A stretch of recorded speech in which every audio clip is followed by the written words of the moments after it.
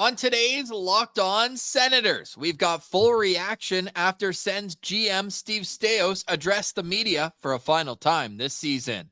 And it's an annual tradition. It's time to introduce you to our 2024 Sens Abroad playoff team.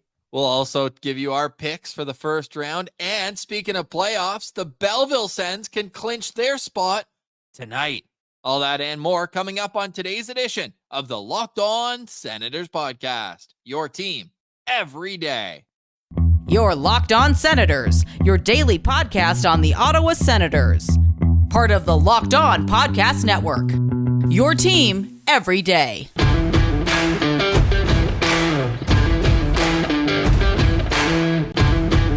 I'm Jake Sanderson, and you're listening to Locked On Senators podcast. I'm Tim Stützle, and you're listening to the Locked On Senators podcast. Welcome inside episode 1028 of the Locked On Senators podcast. I'm Ross Levitan on the outskirts of enemy territory in Winnipeg, Manitoba. Alongside Brandon Piller up in the Blue Mountains, today's episode is brought to you by Monopoly Go. I admit it, my competitive side is a big fan of Monopoly Go, the mobile hit twist on a classic Monopoly. So join your friends and download Monopoly Go.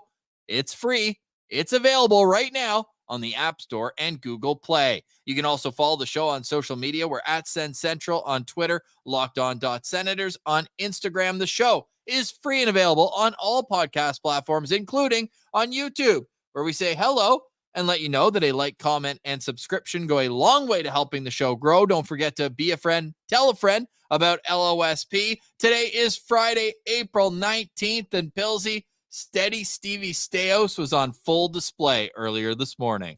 Yeah, Ross, gone are the days where it's a Ottawa Senators press conference and there's a offhand joke right off the bat.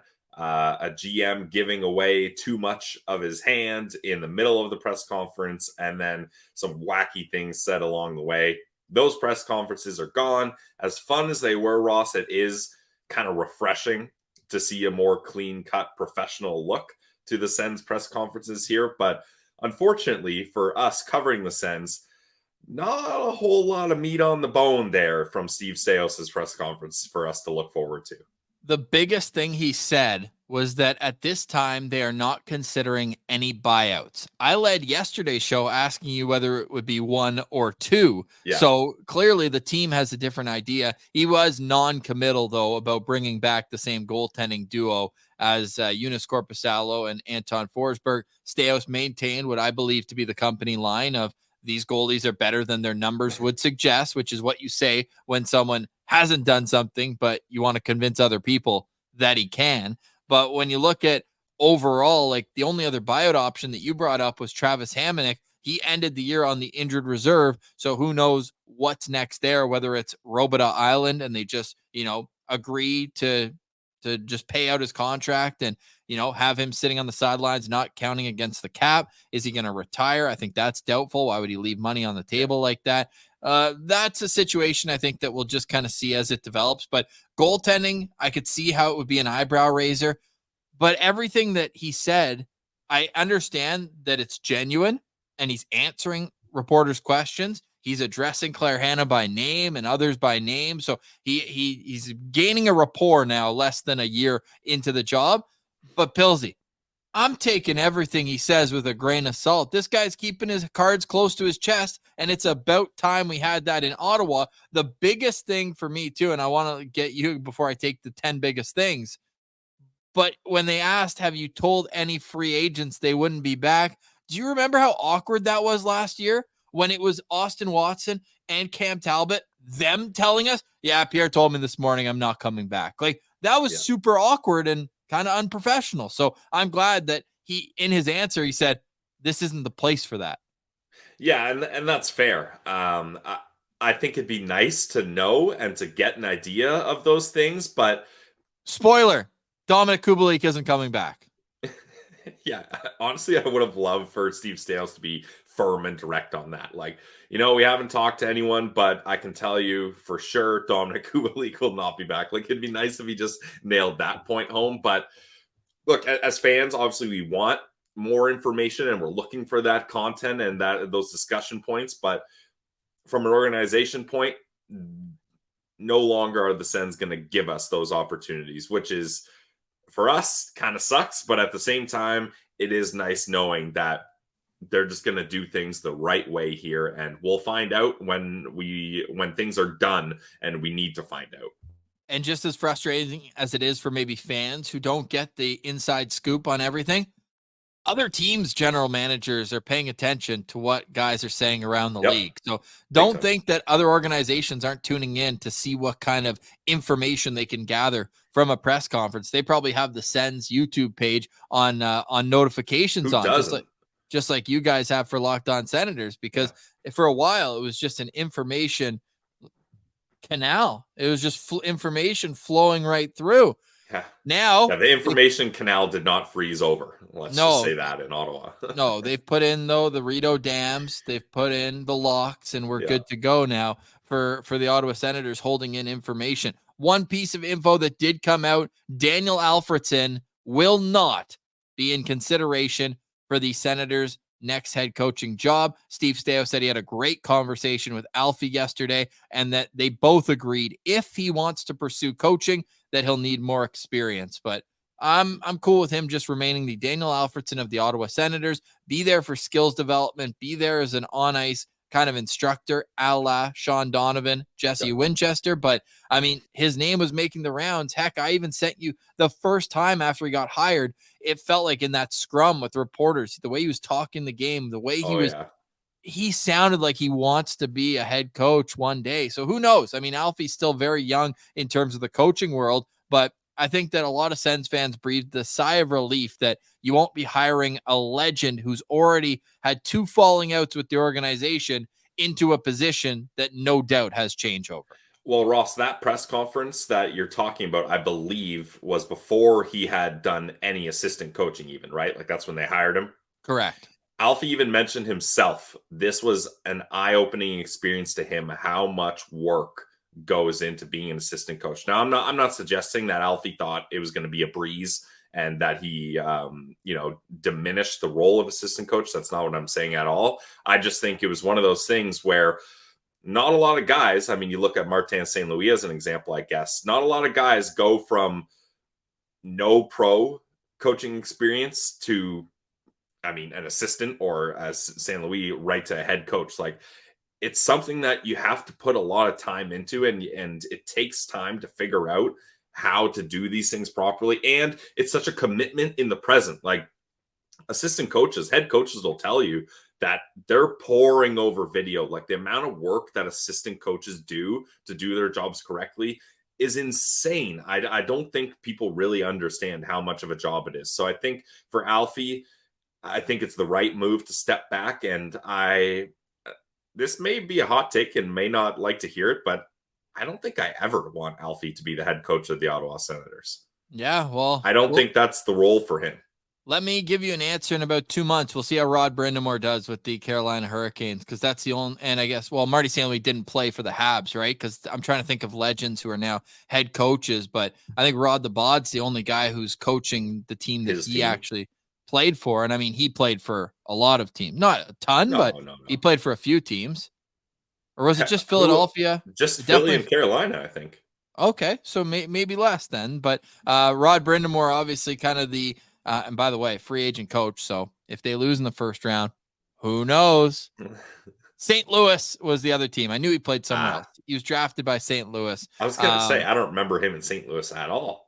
Yeah, well, where were you in 1988 to 1991? Like, yeah, I missed those years. Come on, dude. Okay, jokes aside, with him out of the mix, everyone knows John Gruden, the Marlies coach, has the history with Michael Andlauer, has the history with Steve Staios in Hamilton. Our friends over at the Centennial podcast tweeting out, they're a step ahead of us, Pilsy. We were doing our Patreon show this morning, full Stanley Cup preview, a few jokes along the way, just posted that one. But while we were doing that, Centennial podcast was listening to 32 Thoughts, and he tweeted out this note. Friedman, notes that while he felt it was a foregone conclusion that they would go for John Gruden, he doesn't feel that way anymore and thinks they may look elsewhere. Centennial mentions Craig Berube as the kind of guy there, but Bruce Garriock kind of poured cold water on the Craig Berube situation just yesterday or 2 days ago, saying that the two sides had already spoken and it feels like it's gone the other way. So I don't know if maybe they regroup, rekindle, or what the case may be, but this is the number one storyline that we had yesterday in our checklist. Like, the Sens need to nail this hiring of a head coach. I will say this though, Philsy, I kind of want to save it for the other side, but I already started. The good people, I can't make them wait. Okay. When the 7 candidates, and again, classic Pierre Dorion, we knew all 7 candidates that had come up for the job last time. DJ Smith was our 7th when we ranked the top 7. Yep. Even funnier, I found the tweet that ranked them. Okay. Jacques Martin was 3rd. Wow. That's Rick Bowness was number 1, and I mean, he's doing a pretty good job in Nate Lehman was number 1. The guy still hasn't been in the NHL, but he was like that hot up and coming coach in NCAA. I think he still is, but with Providence, if I'm not mistaken. But Rick Bowness was in our top 3 as well. I mean, Patty Waugh is still the guy that got away. I think Michael Andlauer, when he talked about Patty Waugh, you could see it on his face that that's when he's like, maybe we kind of goofed on that one and we should have got him while we could have. That's still the top guy I would have wanted. Ross, another guy that kind of had his name tossed out there was David Carl, head coach of the Denver Pioneers. He ain't going anywhere. If you listen to his interview with Spit and Chicklets, that guy loves college hockey. He's one of those guys that I think he's at the point of his life where right now he's like, I don't care about the money. It's about being happy, and he seems happy there. And stability. I don't think he's leaving. Yeah, exactly. Right? Because in the NHL, it's such a carousel. Like, just look, the longest serving head coaches are like barely older than COVID. Like, yeah, honestly. Like John Cooper, that's one that comes to mind. Yeah, John Cooper's the longest serving head coach. I've got the list right here. So if COVID, we put the kind of the line there. Yep. Sheldon Keefe, November 2019, Brindamore 2018, Bednar 2016, Mike Sullivan 2015, Cooper 2013. That's it. Yeah. That's less than 4 years, dude. Yep. That's crazy. A quick turnaround. So the Ottawa Senators have to nail this hiring. DJ Smith was a part of that list before, which is even wilder to think that he was in that category. Yeah, it really is. DJ Smith leading, assistant leading the LA Kings into the playoffs this year. The playoffs are set, which means we will introduce you to our 2024 hashtag Sens Abroad. On the other side, though, I'll ask Pilsy what his biggest takeaway was from Steve Staios' press conference, and the Belleville Senators can clinch a playoff spot tonight. That's all on the other side. You're listening to Locked On Senators, your team every day. Today's episode is brought to you by our friends over at Policy Genius. It's the leading country's online insurance marketplace. You want to save time, you want to save money so you can provide your family with a financial safety net. Do that with Policy Genius. You can find life insurance policies that start at just $292 per year, and you get $1 million worth of coverage. Some options offer same-day approval and avoid unnecessary medical exams. You want to make sure that your family is covered, and you want to make sure you have a team of licensed experts to help you through your insurance journey. Talk to a team of award-winning agents who are going to make it easy for you. Easily compare quotes from all the top insurers in America. With just a few clicks, you can find the option that's right for you. Your work life insurance may not offer enough protection for you, and it may not come with you if you leave your job. Policy Genius gives you unbiased opinion from their support team. They have thousands of 5-star reviews on Google. Check life insurance off your to-do list in no time with Policy Genius. Head to policygenius.com/lockedonnhl or click the link in the description to get your free life insurance quotes and see how much you could save. That's policygenius.com/lockedonnhl. Today's episode is also brought to you by the GLEBE Central Pub, right in the heart of the Glebe. It's the GLEBE Central Pub. You can visit them at 779 Bank Street and let them know that Locked On Senators sent you. They've always got great atmosphere. This Saturday, tomorrow, they've got live music. Bent Up Good will be performing from 9 p.m. until midnight. You can go in there, get a rear view Pilsner if you're into that sort of thing. It's the beer of the day, only $8.50. Special prices to make every day of the week just right. You can go check them out. Every day of the week, they got something going on, shenanigans at the GLEBE Central Pub, whether you go there for trivia nights or whether it's open mic nights like they have every single Wednesday. You can go there for wing night, 75 cents per wing with the minimum order of 10. I mean, that's just a great deal over at the GLEBE Central Pub. So go check them out. It's an awesome neighborhood watering hole. We love heading there every time we're in Ottawa. It's just a place where the vibes are free, and it's always at the GCP. Love playing the darts over there. Love hanging out. The food's great. The drinks are awesome. The atmosphere, I love it, and you should go check it out at the GLEBE Central Pub.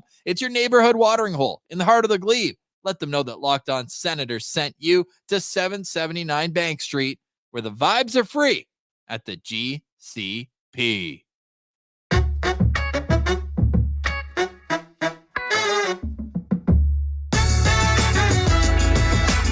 All right, Pilsy. So Steve Staios just off the podium about a half hour ago. Immediate reaction, as you've come to know and expect here at Locked On Senators. We are your team every day and will continue to be throughout the offseason. Pilsy and I, behind the scenes, we'll peel the curtain back just a little bit.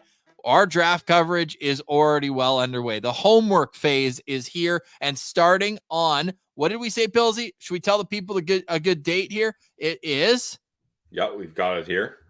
May 13th, Monday, May 13th, we will be beginning our NHL draft countdown. A reminder, we had more first-round picks in our top 32 than Bob McKenzie last year by one. So yes, we are your home for all things NHL draft, where we take our 7 experts and we just rely on them, and it's been working out pretty well. Looking forward to that. And it brings me to a note that Steve Staios said, but if you listen to Locked On Senators, you already knew this a month ago. Steve Staios says at the NHL draft, shout out to our guy, Alex Adams from the Hockey News, asking this question.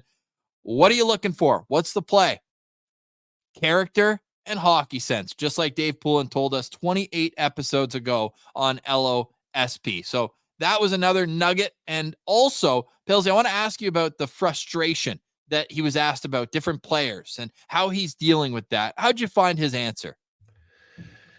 I don't know, kind of what I expected, Ross. I didn't think he said a whole lot there. Maybe there's something that you latched onto that you're alluding to that I missed, but I didn't get anything crazy there. No, I just think it was good in terms. One thing that stood out, he said it's a little bit of both when he was asked about, was it consistency or the personnel? So that, again, that kind of spoke loudly to me about, like, there will be changes, no doubt. And to me, that's a huge piece of it, is finding the right personnel who can play the way that your coach wants you to. Because if your coach wants you to finish every single check, and then your first game, you get the flyby in Arizona by Mark Kaslick. I mean, he's taken so much heat for that one flyby, but hey, when caught on camera in 4K, and when Alfie lets you know, and Jacques comes down and lets you know too, like that, to me, it stands out. So that is something where personnel was brought up there. And I think that he also mentioned here where he says that there's massive potential for internal growth, and that these players he truly believes are well-intentioned, no bad apples, just a matter of getting the right pieces in place to play the way that can be successful. For more on the Jacob Chychrun discussion, you can tune into yesterday's Locked On Senators today, just saying, look, Jacob Chychrun, we saw the offense come through. I think he was a little bit glossing it up on the defensive side of the puck, just that he came as advertised. Again, a lot of words for not a whole lot of weight from what Steve Staios said there. Time will tell what we get out of the Ottawa Senators offseason. Any final thoughts you had on that before we move on? Nope. Let's hit it to our Sens Abroad. Okay, our hashtag Sens Abroad. It's become an annual tradition here, and one that we hope one day will dissipate. But why don't we lead into that by quickly going through the playoff rankings, and then we'll do kind of the lineup style where we have our most impactful players at the top of the list. So the Dallas Stars with Matt Duchene and Evgeny Dadonov will be taking on Michael Amadio and the Las Vegas Golden Knights. Oh, yeah, there's that Mark Stone guy in Vegas who's pretty good, too. Then you'll do the East teams, Pilsy, so you can gear up. I think I put all the names there in the lineup. So then you've got the Winnipeg Jets, who have Vladislav Nemesnikov and Dylan DeMello taking on the Colorado Avalanche, who have no former Senators at the moment. Ian Cole, we laugh about his 5 minutes as a member of the Sens, so we'll put him in the mix there with Vancouver, and they'll be taking on the Nashville Predators in this first round playoff matchup. Nashville with no former Ottawa Senators either. Then in Edmonton, Connor Brown and Cody Ceci will be taking on Cam Talbot, Andreas Englund, and assistant coach DJ Smith and the Kings. Yeah, and on the East, a little more action on the East. You got Vladimir Tarasenko and the Panthers taking on the Tampa Bay Sens with Duclair, Nick Paul, Tyler Mott, and Austin Watson. Then you've got everybody's favorite, Matt Murray and the Toronto Maple Leafs taking on no Sens abroad on the Boston Bruins. And then you've got the New York Rangers, Mika Zibanejad, taking on Stefan Nason of the Carolina Hurricanes. And then you've got the New York Islanders. You got Pajot and Mike Riley. Those are all your Sens abroad in the East. Who had the sneakier 37-point season? Stefan Nason with Carolina or Vladislav Nemesnikov in Winnipeg? Ooh. Dude, those guys would have each been like 7th on the Sens in scoring. Probably Nason, because I've always been a huge Nemesnikov fan, so it doesn't surprise me that he popped off. Stefan Nason, that's a big year for him. Well, he had 36 points last year, so one upset on the goal category. His previous, I was 27 before that, so good on him. And kind of funny timing, we bring him up. Jakob Silfverberg just announcing his retirement. Yeah. Bobby Ryan being forced into retirement off a podcast, and this was another member of that trade. In 2014, the Senators sending him as just a prospect to Anaheim. It's crazy how it's worked out for him now. He only played 2 games with the Ducks and then was still able to find his way into an NHL career. So if you're watching on YouTube now, we're going to pull it up lineup style here. Our Sens abroad. Pilsy, if this was an actual lineup going into the playoffs, they're losing in the first round. That decor is not going to cut it. They still beat the Washington Capitals. We even with 13 forwards, 5 defensemen. That's absolutely sick. Shout out Guy Boucher. Hey, Guy Boucher's in the mix here too. We didn't put him in Toronto. Yeah, Guy Boucher and DJ Smith leading this squad. Wow. So Talbot and Murray would be the goalies. On defense, obviously, the top pair, Mike Riley with Dylan DeMello, Andreas Englund with Cody Ceci, and then, I don't know how often Ian Cole's getting cycled in here. And then you've got Austin Watson we put on the back end. Just no room for him up front because the Senators, hashtag Sens abroad. These are not the Senators. These are the ones that got away.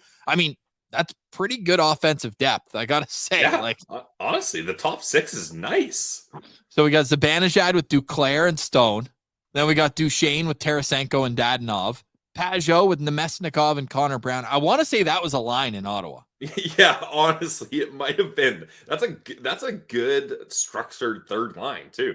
And then Tyler Mott with Stefan Nason and Michael Amadio. So we always love doing this. It's always fun. Maybe after the first round, I'll do one of those points leaders for hashtag Sens abroad, but it's not the same as what we started this. If you're a new listener or new viewer, was in the bubble. And we legitimately made a team that we felt could win the cup.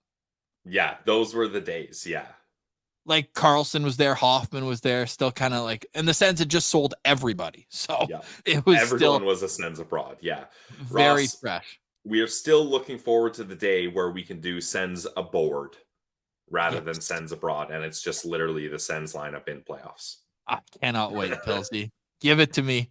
Doctor, give me the needle. Pilsy, we got into our full breakdown and why we're picking, who we're picking in the first round. We got into all that on the Patreon show. We've tweeted out our picks for the first round. So in today's show, I just want you to give me a Stanley Cup winner. That's it. Okay, well, I'm going to go with I did my bracket challenge on NHL.com. I implore everyone to do the same. It's a fun little exercise. And I'm running it back, Ross. I have the exact same Stanley Cup winners as I did last year. Didn't work out for me, though. The New York Rangers are my Stanley Cup winners. Stop, man. They're mine too. I hate when we do the same thing. Of course. We've spent too much time together, dude. Yeah, this is what happens when you talk hockey with the same person thousands of days in a row. So that makes sense. Yeah, I like Who's them a in lot. your final, though? Well, I also think that they've got the easiest path, the Rangers. Definitely. Because, I mean, no spoilers. I'm on the Islanders in round 1. I am. But either way, with them or Carolina, I think the Rangers win that like fairly easily. So when I went on to FanDuel and I did that, the Rangers are going to win at least 2 rounds at plus 130 because minus 445 for them to beat the Capitals is not even worth putting $25 to win 5. Like it's just not worth it. But to me, yeah, the Rangers are my number 1 pick coming out of the Eastern Conference, and then out of the West, man, like it's you could like, go so many ways with the West. I know, and Dallas is such a great team. I think them getting Vegas in the first round, they can get past them, but it's still like that's like the Leafs getting past Ottawa back in the day, and they'd just be dead tired next series. They'd be done. So I think that matchup, they're going to get past them, I believe, although I have it in 7 games. But then it's like how much gas will be left in the tank for them after that series. So I got both Canadian teams as the conference finalists. I got Winnipeg, Edmonton, and that would be an awesome conference final. So take your pick. I think I probably lean Edmonton just with that superstar power up front. Okay. So if I'm giving you a final, it's going to be Edmonton versus the New York Rangers. Yeah, I got Dallas versus the New York Rangers. Initially, my first go-through, Ross, I had Jets and Rangers, but that's exactly what my picks were last year. So I decided to go a different route. I do think the West has the best teams for sure, but that will be their downfall. Because by the time you've made it through 3 rounds in the Western Conference, you're toast. Like I think the Stanley Cup finalists from the West will have played so many more games than the Stanley Cup finalists from the East. And those battles are going to be so much harder. So I just think it's going to come down to health at the end, as it typically does. And I think the New York Rangers are poised to get things done here. And no disrespect to Vancouver, Nashville, Edmonton, LA, but like Dallas, Vegas, Winnipeg, Colorado are all in one side of the bracket. Like after the second round, only one of those 4 teams will be left. Yeah. There is a ton. Say what you want about the NHL. There's a ton of parity.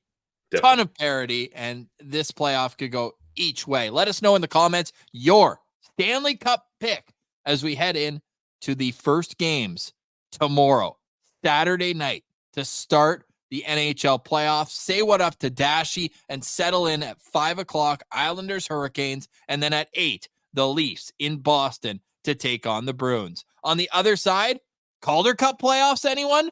We'll get to the Belleville Sens and what they can accomplish tonight. You're listening to Locked On Senators, your team every day. Today's episode is brought to you by our friends over at Monopoly Go. Look, we've all been there, either as a player or a fan. It's halftime, scoreboard's not looking so good, you're feeling low, not sure whether your team can pull out that win. That's when you got to dig deep, lift your head up, and say, time to get back in the game. That's right, the smash hit mobile game, Monopoly Go, lets you compete with your friends to get the most riches and the biggest empire. It's the Monopoly you love, but on your phone, anytime, with tons of new twists, including leaderboards, so you can compare your progress to your buddies. There's so much to do. You can play on countless dynamic Monopoly boards, make your friends bankrupt by smashing their landmarks with a wrecking ball, and charge other players rent for your iconic properties. You can even work with your friends if you want to crack open community chests and in tournaments to get extra rewards and climb that leaderboard. So go back out there, put your game face on, and download Monopoly Go, now free on the App Store or Google Play. Check it out today, guys. Monopoly Go.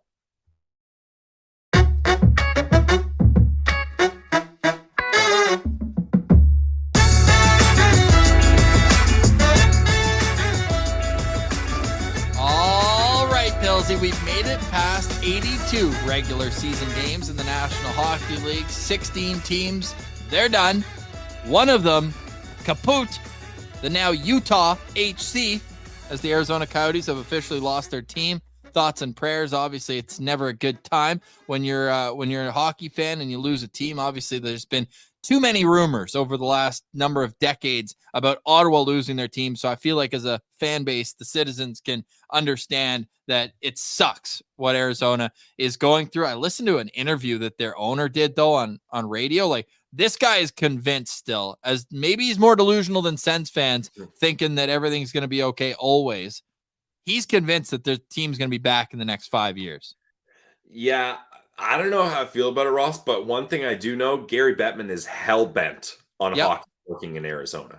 And it just needs to be under the same the right circumstances. And I think they'll be back. And he's also like, he says that they've kept the Coyotes, all the history in that with them. So they're just an inactive franchise right now. Yeah.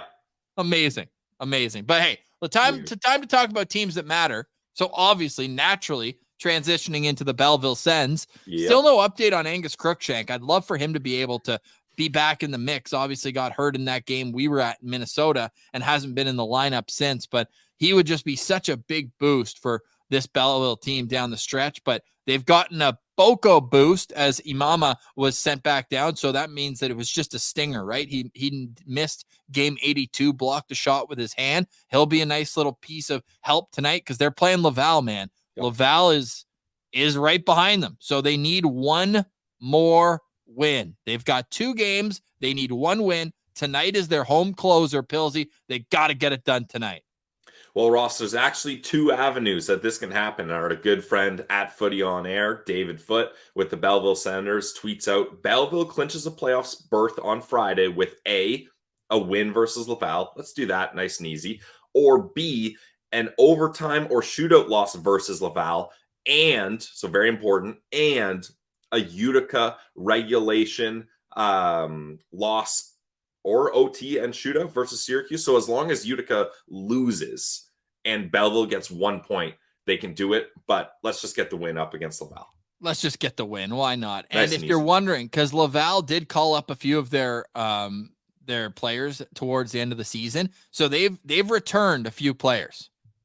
Logan Mailloux, who's been in the AHL all year, just got a cup of coffee at the end of the season. Justin Barron and Joshua Roy, who's a very good AHL player, will be back in the lineup for Laval. Almost point per game, 32 points in 40 games for Roy. But of note, Lane Hudson is not going to play AHL games. Already played his whole NCAA schedule, then finished the year with 2 games in Montreal. He has not been loaned, according to AHL transaction page, to Laval. So that is good news, I think, because he's obviously a game-breaking type talent. So Belleville will not have to deal with Lane Hudson for Laval. Watch, 5 minutes from now, he'll get sent down. But I'm not sure how the particulars work with that either, with a guy coming from university or what the deal was with his negotiation. However, Pilsy, Belleville, here's what I'll ask you, because Matt Sogard's been so good. Yep. Sogard's so good. Do you play him tonight, or do you wait and have him play on the road tomorrow? Because he's not going to play both games, and you have 2 chances to clinch. The answer is you play him tomorrow. So tonight you're going with Marilainen? Yep. Because Mando started to play well too. So they've been using this 3-goalie system here now, and I don't know if maybe they just didn't like the way things were going in Allen with the ECHL, because Mando and Marilainen have each played the same amount of games in the AHL, 23 each. Yeah, they've been able to mix things up pretty good there with 3 goalies. Ross, the reason I want Sogard tomorrow is that's your last chance. Your last chance, you want to have your top guy, and on the road up against Laval is tough. So hopefully you can get it done with Levy or Mando, whoever they decide to start. I have confidence in both those guys.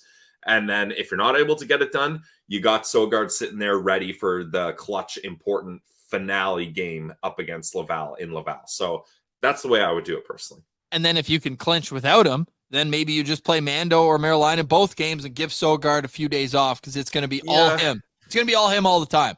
Yes, it will, but Ross, I don't love having him too rested. You want to have that adrenaline and that edge to your game still a little. So I think even regardless, I might play Sogard on Saturday. He's only played 1 game in the last, well, I guess it's only really a week, right? Because they don't play so much. But he's only played 2 games since April 6th. So that's the thing. Yeah, I mean, he still played well in both them. 927, 952 save percentage, respectfully. Matt having a huge postseason would be such a fun storyline going into the offseason because they need goaltending. And Mads was thrown into some pretty tough situations in Ottawa this year. Yeah. Had a couple good games, couple bad games, couple really bad games. The Colorado game stands out as one that was just so winnable. Remember at home? And we don't even have the excuse that the refs blew it this year like they did last year or didn't blow it, really, right? True. But I just would love to see Mads come out here. 17-9-3 so far this season. And he's got a 916 save percentage, which is among the league leaders. So would love to see him continue his hot stretch of games and be able to lead this team past the play-in shortened first round. Maybe make a bit of a deep push would be very much appreciated because there's nothing like playoff hockey and we need to experience it somewhere in the organization. Yeah, if they go to the playoffs, Ross, I'm going to go to one of the games for sure. Yeah, absolutely. Are you hoping they play Toronto, though? Get a little road action going, a little closer to home?